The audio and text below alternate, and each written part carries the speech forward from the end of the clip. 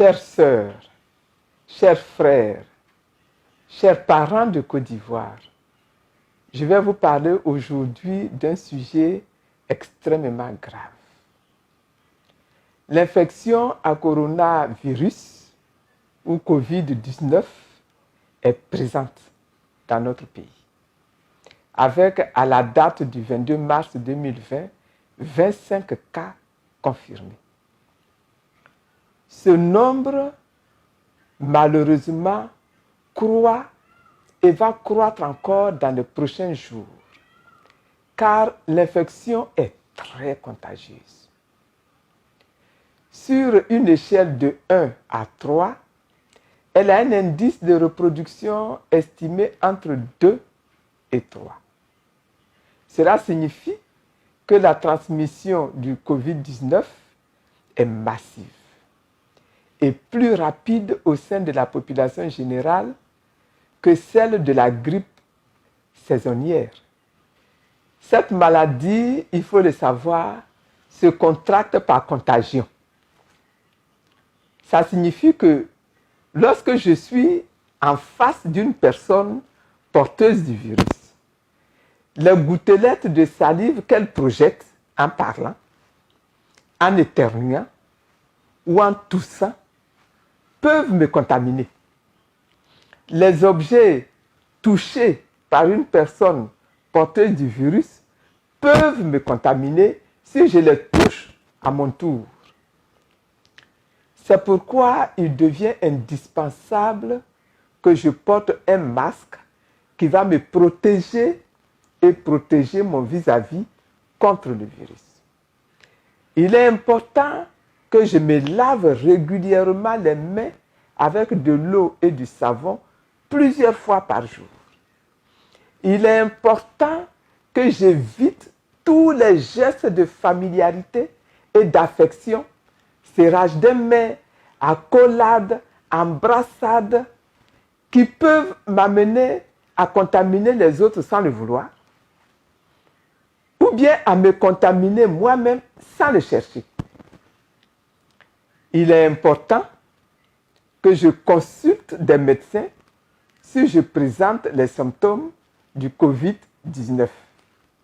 Il ne faut surtout pas avoir peur d'être mis en isolement.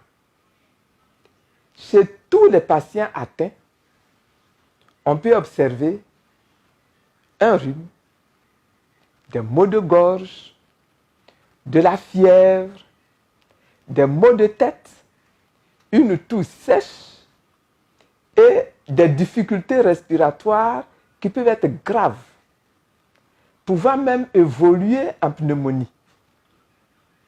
Certains patients, en plus de ces signes, peuvent présenter une fatigue générale, des douleurs musculaires ou encore une diarrhée. Il faut savoir que sur 100 personnes contaminées, 85 ne feront pas la maladie. Mais, même si elles ne font pas la maladie, elles vont contaminer les personnes autour d'elles. Elles vont contaminer les autres si elles ne respectent pas elles-mêmes les consignes. 15 de ces personnes contaminées vont tomber malades. Et parmi ces 15-là, 5 vont faire la maladie sous sa forme grave, avec des complications pulmonaires et même des complications rénales qui peuvent entraîner la mort.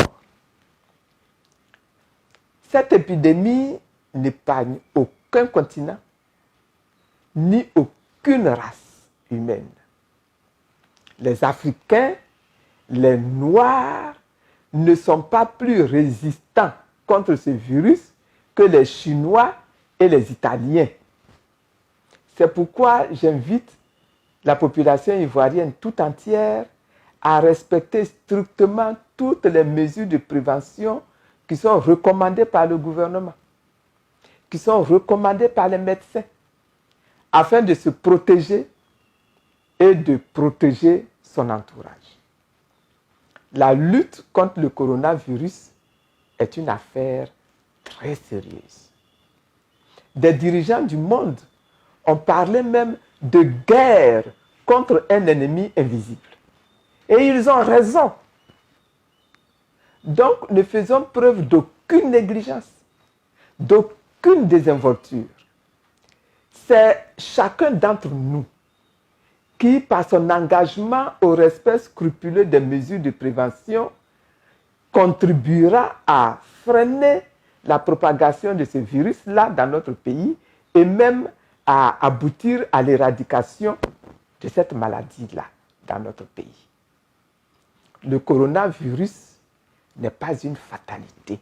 Ce n'est pas une fatalité. Nous pouvons le vaincre. Et nous devons le vaincre. Pour cela, il nous faut limiter l'implantation massive du virus sur le territoire national. Évitons les déplacements personnels en des lieux publics surpeuplés où la promiscuité et les contacts avec les objets souillés favorisent la transmission du virus. Les matchs de football et autres jeux des enfants dans les quartiers sont à supprimer. Cinéma, églises, mosquées, restaurants, maquis, funérailles, mariages, etc. Évitons les déplacements, les voyages d'une ville à l'autre à l'intérieur du pays, où nous transportons le virus sans le vouloir. Acceptons la contrainte de l'isolement, voire du confinement à domicile, qui peut devenir nécessaire si l'épidémie s'amplifie. C'est la discipline qui a permis à la Chine de terrasser le virus dans une région peuplée de 56 millions d'habitants en l'espace de 3 mois. En Côte d'Ivoire, nous comptons autour de 25 millions d'habitants. Donnons-nous le défi par la même discipline et par les mêmes sacrifices de faire disparaître cette maladie-là de chez nous. Retenons-le, les maîtres mots de cette victoire sont discipline personnelle et sacrifice. Le nombre de morts que nous allons compter dans notre pays est directement lié au respect ou au non-respect des mesures de prévention de confinement à domicile. L'État, de son côté, a ses propres responsabilités à assumer. Il se doit de prendre des mesures très fortes et de veiller à leur application effective, parce que lui aussi doit d'abord œuvrer à limiter l'implantation massive du virus sur le territoire ivoirien, en fermant effectivement toutes les frontières aériennes, maritimes et terrestres, en appliquant sans complaisance les mesures de contrôle sur place à ces différentes frontières pour les personnes autorisées à rentrer en Côte d'Ivoire, en interdisant les déplacements des populations d'une ville à une autre, d'une région à une autre, à l'intérieur du pays, en ayant recours au personnel de sécurité, notamment la police nationale, pour faire observer les mesures d'hygiène et le confinement, en ordonnant et en organisant le confinement à domicile, qui pourrait être prolongé si l'épidémie s'amplifie dans le temps.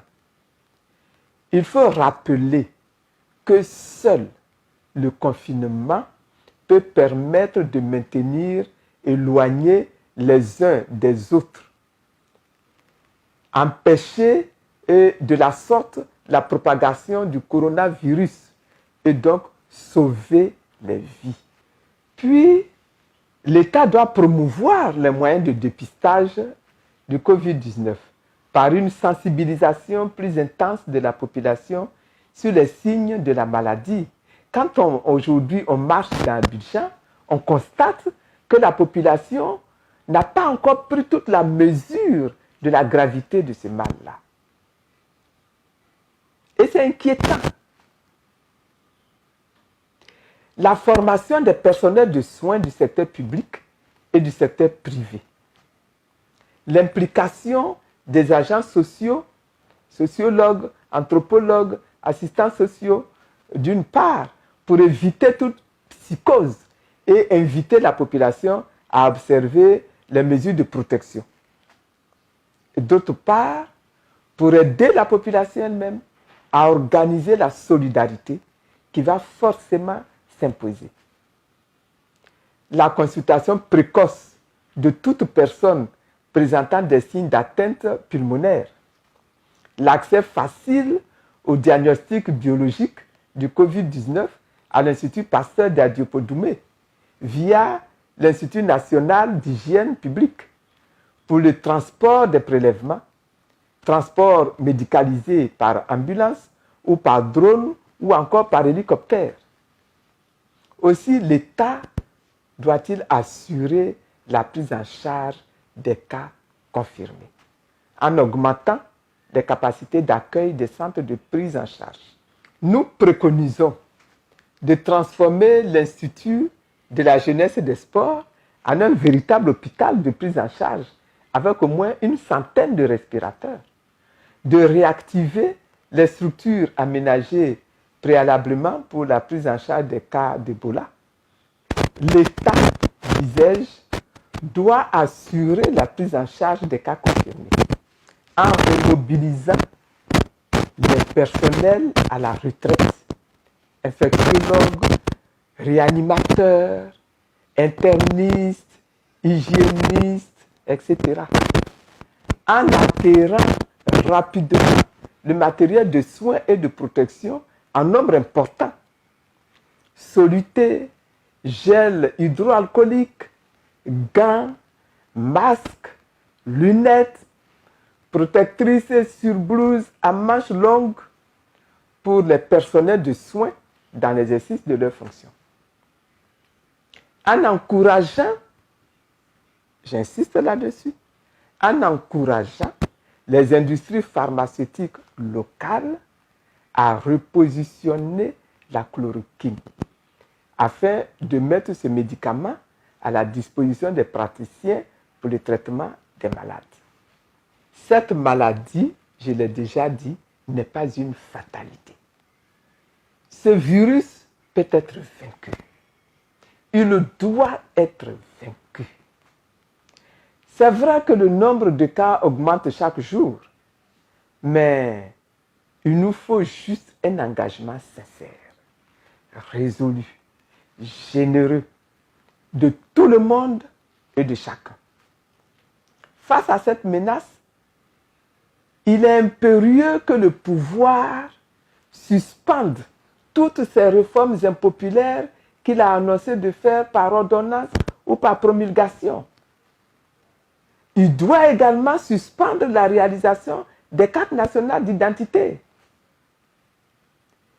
l'élaboration des listes électorales, jusqu'après la victoire dans ce combat contre le coronavirus. De la même façon, la sagesse conseille d'éviter aujourd'hui des interpellations à relents politique des leaders d'opinion. Cela éviterait de provoquer au sein du peuple un sentiment d'injustice et de révolte pouvant l'amener à descendre dans les rues pour protester. Je voudrais féliciter le personnel de santé et toutes les personnes mobilisées sur le terrain dans ce combat contre le coronavirus. Merci pour tout votre engagement. Merci pour tout l'effort que vous abattez.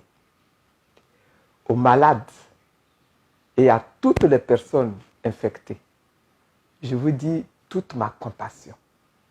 Que le Seigneur vous soutienne. Que l'Éternel nous bénisse. Qu'il bénisse notre nation. Qu'il bénisse tout le peuple de Côte d'Ivoire. Que le Seigneur Jésus, ce Dieu qui guérit, nous recouvre tous de sa grâce.